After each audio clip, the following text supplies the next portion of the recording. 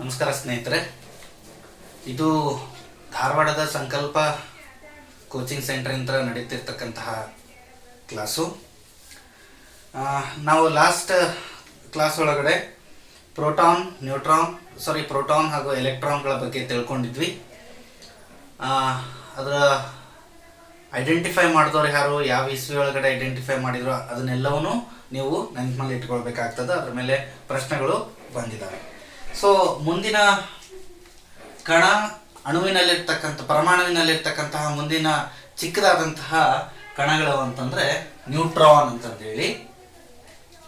ಈ neutron ಕಣಗಳನ್ನ charged less particles ಅಂತಂದು ಹೇಳಿ ಕರಿತೀವಿ.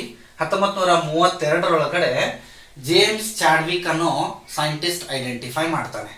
ಜೇಮ್ಸ್ ಚಾಡ್ವಿಕ್ 1932 ಐಡೆಂಟಿಫೈ ಮಾಡಿರ್ತಕ್ಕಂತಹ ನ್ಯೂಟ್ರಾನ್ ಕಣಗಳು ಇವು ತಟಸ್ಥ ಕಣಗಳು, ಅಂದ್ರೆ ಯಾವುದೇ ಚಾರ್ಜ್ ಇರೋದಿಲ್ಲ. ಈಗ ಎಲೆಕ್ಟ್ರಾನ್ಗೆ ನೆಗೆಟಿವ್ ಚಾರ್ಜ್, ಪ್ರೋಟಾನ್ಗೆ ಪಾಸಿಟಿವ್ ಚಾರ್ಜ್ ಅಂತ ಹೇಳ್ತೇವೆ.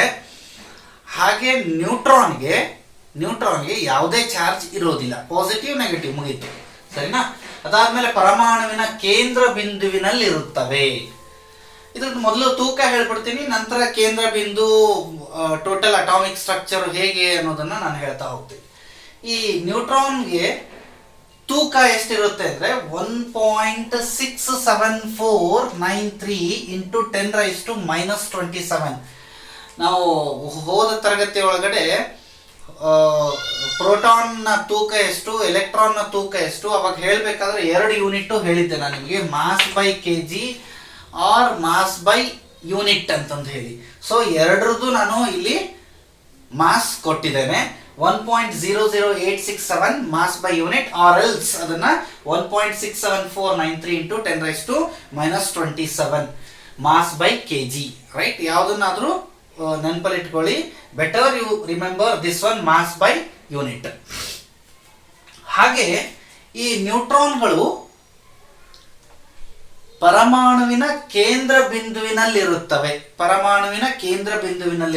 ಅಂದ್ರೆ ಈಗ ನೋಡಿ, ಯಾವಾಗ್ಲೂ ನಾವು ಆಟಮ್ನ ನೀವು ಏನೋ ಅಪ್ ಟು 10th ವರೆಗೂ ಅಟಾಮಿಕ್ ಸ್ಟ್ರಕ್ಚರ್ ಕಲ್ತಿರ್ತೀರಿ. ಏನಿರ್ತದ ಅಂತಂದ್ರೆ ಕ್ಲಾಸ್ ಒಳಗಡೆ ಯಾವಾಗ್ಲೂ ಒಂದು ಡಾಟ್ ಇಡ್ತಾರೆ, ಅದ್ರ ಸುತ್ತ ಹಿಂಗ ಸ್ಟ್ರಕ್ಚರ್ ಬರೀತಾ ಹೋಗ್ತಾರೆ, ಹೌದಾ? ರೈಟ್.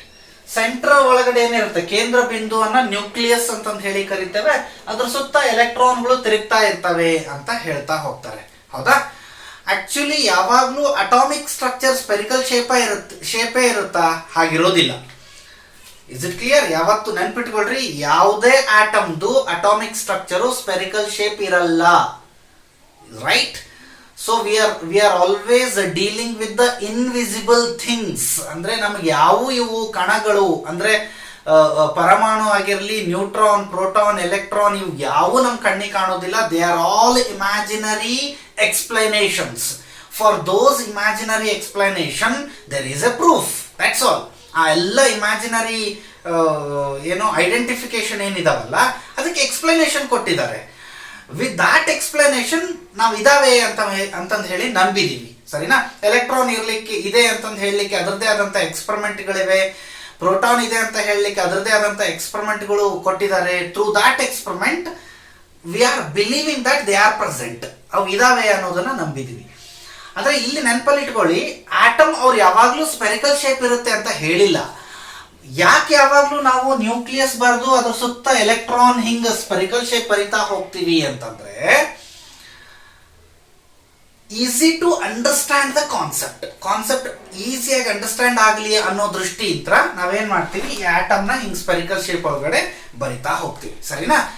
ಸೊ ಆಕ್ಚುಲಿ ಸರ್ ಹೆಂಗಿರ್ತಾವ್ರಿ ಅಂತ ಕೇಳಿದ್ರೆ, ಇದು ಕೇಂದ್ರ ಬಿಂದು ಅಂತಂದ್ರೆ ಇದು ಪರಮಾಣುವಿನ ಕೇಂದ್ರ ಬಿಂದು ಅಂದ್ರೆ ಒಂದ್ಸಲ ಎಲೆಕ್ಟ್ರಾನ್ ಇಲ್ಲಿರುತ್ತೆ, ಒಂದ್ಸಲ ಎಲೆಕ್ಟ್ರಾನ್ ಇಲ್ಲಿರುತ್ತೆ, ಒಂದ್ಸಲ ಎಲೆಕ್ಟ್ರಾನ್ ಇಲ್ಲಿರುತ್ತೆ, ಒಂದ್ಸಲ ಎಲೆಕ್ಟ್ರಾನ್ ಇಲ್ಲಿರುತ್ತೆ, ಸರಿನಾ. ಅಂದ್ರೆ no doubt electron is moving around the nucleus ಸುತ್ತನೇ ತಿರುಗ್ತಾ ಇದೆ.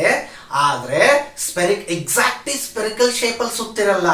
ಈಗ ನೋಡಿ, ನಿಮ್ದು ಒಂದು ಏರಿಯಾದಲ್ಲಿ ಮನೆ ಇದೆ ಅಂತಂದ್ರೆ ನೀವು ಹೆಚ್ಚು ಎಲ್ಲಿ ಓಡಾಡ್ತೀರಿ? ನಿಮ್ಮ ಮನೆ ಸುತ್ತಮುತ್ತ ಫ್ರೆಂಡ್ಸ್ ಬಹಳ ಇರ್ತಾರೆ. ನೀವು CBTಗೆ ಹೋಗ್ತಿರ್ತೀರ ಅವಾಗ ಬಸ್ ಸ್ಟ್ಯಾಂಡಿಗೆ ಹೋಗ್ತೀರಿ, ಅವಾಗ ಒಂದು ಯಾವುದೋ ಬಟ್ಟೆ ಅಂಗಡಿಗೆ ಹೋಗ್ತೀರಿ. Is that your area? ಅದು ನಿಮ್ಮ ಏರಿಯಾನಾ? ಇಲ್ಲ. ಯಾವಾಗಲೂ ಅಲ್ಲೇ ಇರ್ತೀರಾ? ಇಲ್ಲ. ನೀವೆಲ್ಲಿರ್ತೀರಿ ಹೆಚ್ಚಿಗೆ? ನಿಮ್ಮ ಮನೆ ಸುತ್ತಮುತ್ತ ಇರ್ತಕ್ಕಂತಹ ಸರ್ಕಲ್ ಒಳಗಡೆನೆ ಇರ್ತೀರಿ. ಆಕ್ಚುಯಲ್ ಪಾಯಿಂಟ್ ಅಂದ್ರೆ ನೀವೆಲ್ಲೆಲ್ಲಿ ಇರ್ತೀರಿ ಅಂತ ಪಾಯಿಂಟ್ಸ್ ಮಾಡ್ತಾ ಹೋದ್ರೆ ನಾವು ನಾವು ಅದು ಆ ಪಾಯಿಂಟ್ಸ್ನೆಲ್ಲ ಜಾಯಿಂಟ್ ಮಾಡ್ತಾ ಹೋದ್ರೆ ಹೆಚ್ಚಿಗೆ ಎಲ್ಲಿರ್ತೀರಿ ಅವೆಲ್ಲ ಪಾಯಿಂಟ್ಸ್ನ ಜಾಯಿನ್ ಮಾಡ್ತೀವಿ. It will be occupying A spherical shape only. ಆದಷ್ಟು ನೀವು ನೋಡ್ರಿ, ಬೇಕಂದ್ರೆ ನಿಮ್ಮನ್ನೇ ನೋಡ್ಕೊಂಡ್ರು. ಹಾಗೆ ಎಲೆಕ್ಟ್ರಾನ್ ಕೂಡ ಇದು ನ್ಯೂಕ್ಲಿಯಸ್ ಅಂತಂದ್ರೆ ಕೇಂದ್ರ ಬಿಂದು ಅಂತಂದ್ರೆ ಎಲೆಕ್ಟ್ರಾನು ಮ್ಯಾಕ್ಸಿಮಮ್ ಸ್ಪೆರಿಕಲ್ ಶೇಪಲ್ಲಿ ತಿರುಗ್ತಾ ಇರುತ್ತೆ, ಸ್ಪೆರಿಕಲ್ ಶೇಪಲ್ ಒಳಗಡೆ ಇರುತ್ತೆ. ಆದ್ರೆ ಅದರಲ್ಲೇ ಇರುತ್ತೆ ಅಂತಂದಲ್ಲ, ಅದು ಬಿಟ್ಟು ಕ್ರಾಸ್ ಆಗಿನೂ ಬೇರೆ ಪ್ಲೇಸಲ್ಲಿ ಅವಾಗ ಹೋಗ್ತಾ ಇರುತ್ತೆ. ನೀವು ಹೆಂಗೆ ಬಸ್ ಸ್ಟ್ಯಾಂಡಿಗೆ ಹೋಗಿ ಬರ್ತಿರ್ತೀರೋ, ಬೇರೆ ಮಾಲ್ಗೆ ಹೋಗ್ತಿರೋ, ಬಟ್ಟೆ ಅಂಗಡಿಗೆ ಹೋಗ್ತಿರೋ, ಜನರಲ್ ಸ್ಟೋರ್ಗೆ ಹೋಗ್ತಿರೋ, ಹಾಗೆ ಎಲೆಕ್ಟ್ರಾನ್ ಆ ಸ್ಪೆರಿಕಲ್ ಶೇಪ್ ಬಿಟ್ಟು ಬೇರೆ ಕಡೆನೂ ಹೋಗ್ತಾ ಇರುತ್ತೆ. ಎಕ್ಸಾಕ್ಟ್ಲಿ ಅದೇ ಸ್ಪೆರಿಕಲ್ ಶೇಪಲ್ಲೇ ಎಲೆಕ್ಟ್ರಾನ್ ತಿರುಗ್ತಾ ಇರುತ್ತೆ ಅನ್ನೋದು ಸುಳ್ಳು. ನೆನಪಲ್ಲಿ ಇಟ್ಕೊಳ್ಳಿ, ಸರಿನಾ? Just for your knowledge I am explaining these things. C, ಈ ಕೇಂದ್ರ ಬಿಂದು ಅಂತಂದೇನಿದೆ ಇದ್ರೊಳಗಡೆ ಇದೊಂದು ಆಟಮ್ ಅಂತಂದ್ರೆ, ಯಾವುದೋ ಒಂದು ಆಟಮ್ ಅಂತ ಅನ್ಕೊಳ್ಳೋಣ. ಇದೊಂದು ಆಟಮ್ ಅಂತಂದ್ರೆ ಇದ್ರೊಳಗಡೆ ಕೇಂದ್ರ ಬಿಂದು ಏನಿದೆ ಇದ್ರೊಳಗಡೆ ನಿಮ್ಮ ನ್ಯೂಟ್ರಾನ್ ಹಾಗೂ ಪ್ರೋಟಾನ್ ಎರಡೂ ಇರ್ತವೆ, ಸರಿನಾ? ಕೇಂದ್ರ ಬಿಂದು ಪ್ರೋಟಾನ್ಗೆ ಅದರದ್ದೇ ಆದಂತಹ ಪಾಸಿಟಿವ್ ಚಾರ್ಜ್ ಇರುತ್ತೆ, ಆದರೆ ಇದರೊಳಗಡೆ ಇರ್ತಕ್ಕಂತಹ ನ್ಯೂಟ್ರಾನ್ಸ್ಗೆ ಯಾವುದೂ ಚಾರ್ಜ್ ಇರೋದಿಲ್ಲ. They are not attracted by the proton, not ripple. ಅದು ಪ್ರೋಟಾನ್ ಇಂತ ದೂರನೂ ಹೋಗೋದಿಲ್ಲ, ಹತ್ರನೂ ಇರೋದಿಲ್ಲ. ಅದ್ರ ಪಾಡಿಗೆ ಅದು ನ್ಯೂಕ್ಲಿಯಸ್ ಒಳಗಡೆ ಇರುತ್ತೆ, ಇರುತ್ತೆ. So this is how the actual atomic structure will be there. ಎಲ್ಲ ಆಟಮ್ಸ್ ಅದೇ ಥರದ್ದೇ ಬರಿತಾ ಹೋಗ್ತೀವಿ, ಬೇಸ್ಡ್ ಆನ್ ಯಾವ್ದ್ರ ಮೇಲೆ ಬರಿತಾ ಹೋಗ್ತೀವಿ ಅದರೊಳಗಡೆ ಎಲೆಕ್ಟ್ರಾನ್ ಎಷ್ಟಿವೆ ಅನ್ನೋದ್ರ ಮೇಲೆ ಬರಿತಾ ಹೋಗ್ತೀವಿ. ಅದರದ್ದು ನೆಕ್ಸ್ಟ್ ಎಕ್ಸ್ಪ್ಲನೇಷನ್ ತಗೊಳ್ತೀನಿ. ಸೊ ಪರಮಾಣುವಿನ ಬೀಜ ಕೇಂದ್ರಕ್ಕೆ ನ್ಯೂಕ್ಲಿಯಸ್ ಅಂತ ಹೇಳಿ ಕರಿತೇವೆ. ನಾನು ಆಲ್ರೆಡಿ ಎಕ್ಸ್ಪ್ಲೇನ್ ಮಾಡಿದೆ. ಪರಮಾಣುವಿನ ತೂಕವೆಲ್ಲ ಕೇಂದ್ರ ಬಿಂದುವಿನಲ್ಲಿರುತ್ತದೆ. ನೆನಪಲ್ಲಿ ಇಟ್ಕೊಳ್ಳಿ, ನಾವು ಯಾವುದೋ ಒಂದು ಆಟಮ್ ತಗೊಳ್ತೀವಿ, ಅದರದ್ದು atomic mass, for example carbon ಅಂದ್ರೆ ಇಂಗಾಲ, ಅದರದ್ದು ಪರಮಾಣುವಿನ ತೂಕ ಎಷ್ಟು ಅಂತಂದ್ರೆ 12, ಸರಿನಾ? ಆ ತೂಕ ಏನಿದೆಯಲ್ಲ ಅದು ಎಲೆಕ್ಟ್ರಾನ್ ಮೇಲೆ ಡಿಪೆಂಡ್ ಆಗಿರಲ್ಲ, ರೈಟ್? ಇದಿಷ್ಟು ಒಂದು ಒಂದು ಒಂದು ಆಟಮ್ ಅಂತಂದ್ರೆ ಅದ್ರ ಕೇಂದ್ರ ಬಿಂದು ಏನಿರ್ತದಲ್ಲ ಅದಷ್ಟೇ ಅದರದ್ದು ಮಾಸ್ ಇರುತ್ತೆ. ಎಲೆಕ್ಟ್ರಾನ್ ತೂಕದ ಮೇಲೆ ಅಫೆಕ್ಟ್ ಆಗಲ್ಲ.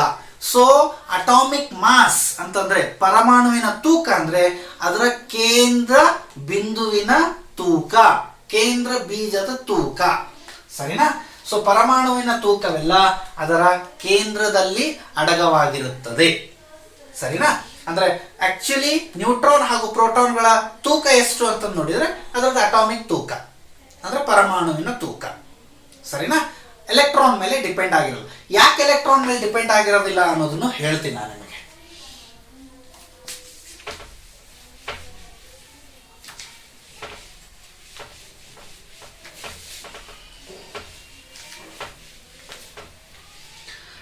ಯಾವಾಗ್ಲೂ ಏನಾಗ್ತದ ಅಂತಂದ್ರೆ ಇದೊಂದು ಆಟಮ್ ಅಂತಂದ್ರೆ ಇವೆಲ್ಲವೂ ಎಲೆಕ್ಟ್ರಾನ್ ಇದರೊಳಗಡೆ ಪ್ರೋಟಾನ್ ಇರುತ್ತೆ ಪ್ಲಸ್ ನ್ಯೂಟ್ರಾನ್ ಇರುತ್ತೆ ಕೇಂದ್ರ ಬಿಂದುವಿನೊಳಗಡೆ. ಇದು ನ್ಯೂಕ್ಲಿಯಸ್ ಅಂತಂದು ಅನ್ಕೊಂಡ್ರೆ ಇಲ್ಲೇನಿರುತ್ತೆ ಪ್ರೋಟಾನ್ ಪ್ಲಸ್ ನ್ಯೂಟ್ರಾನ್ಸ್ ಇರ್ತವೆ, ಇರುತ್ತೆ. ಈಗ ಈ ಆಟಮು, ಸರಿನಾ, ನಾನು ಲಾಸ್ಟ್ ಕ್ಲಾಸ್ ಒಳಗಡೆ ಒಂದೇ ಒಂದು ಸಿಂಪಲ್ ರಿಯಾಕ್ಷನ್ ತೋರಿಸಿದ್ದೆ. Hydrogen plus oxygen gives rise to OH. ಈ OH ಆಗ್ಲಿಕ್ಕೆ ಆಕ್ಸಿಜನ್ ಹೈಡ್ರೋಜನ್ ನಡುವೆ ಬಾಂಡ್ ಆಗ್ಬೇಕು, ಸರಿನಾ? ಈ ಬಾಂಡ್ ಆಗ್ಲಿಕ್ಕೆ ಇದು ಒಂದು ಎಲೆಕ್ಟ್ರಾನ್ ಕೊಡ್ತದ, ಇಲ್ಲೊಂದು ಎಲೆಕ್ಟ್ರಾನ್ ಕೊಡ್ತದ.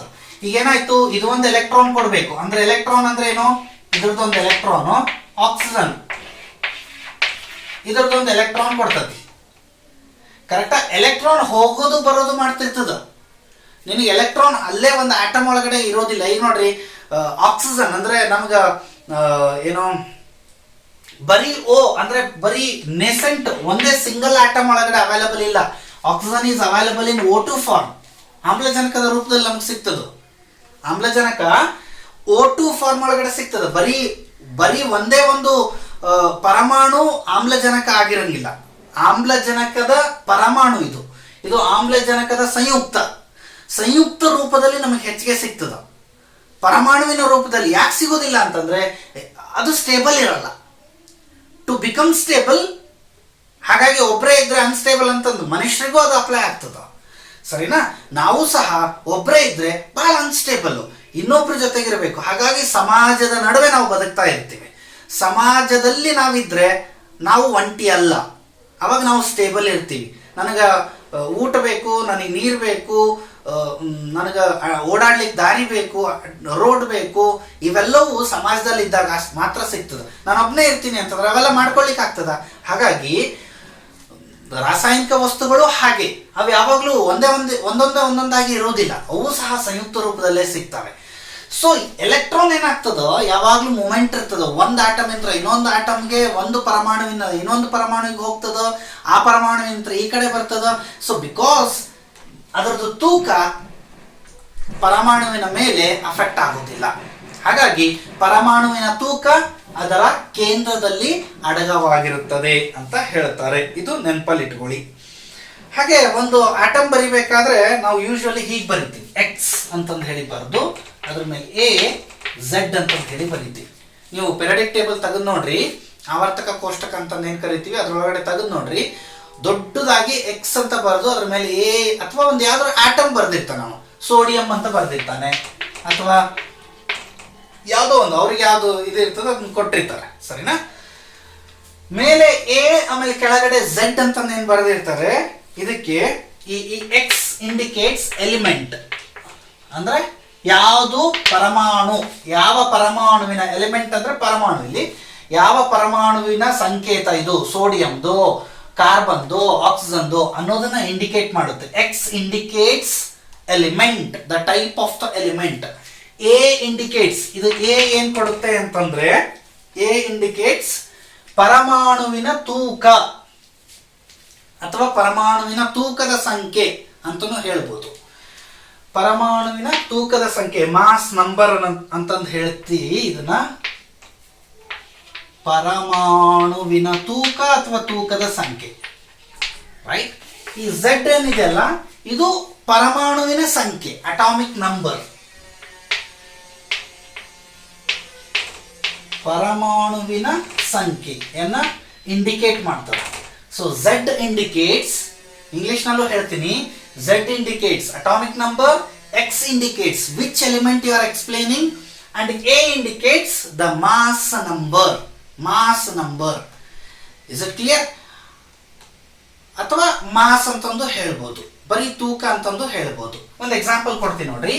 ಆಕ್ಸಿಜನ್ ಇದರದ್ದು ಅಟಾಮಿಕ್ ನಂಬರ್ 8, ಅಂದ್ರೆ ಪರಮಾಣುವಿನ ಸಂಖ್ಯೆ 8 ಹಾಗೂ ಪರಮಾಣುವಿನ ತೂಕ 16, ಅಂದ್ರೆ ಮಾಸ್ ನಂಬರ್ ಈಸ್ 16.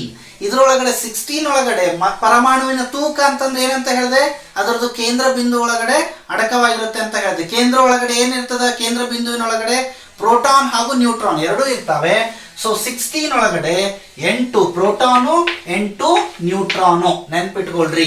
ಕಾರ್ಬನ್ 12, ಇದು 6, ಅಂದ್ರೆ ಪರಮಾಣುವಿನ ತೂಕ, ಕಾರ್ಬನ್ ಪರಮಾಣುವಿನ ತೂಕ, ಇಂಗಾಲ ಪರಮಾಣುವಿನ ತೂಕ 12, ಪರಮಾಣುವಿನ ಸಂಖ್ಯೆ 6, ಅಂದ್ರೆ ಇದರೊಳಗಡೆ 6 ಪ್ರೋಟಾನು 6 ನ್ಯೂಟ್ರಾನ್.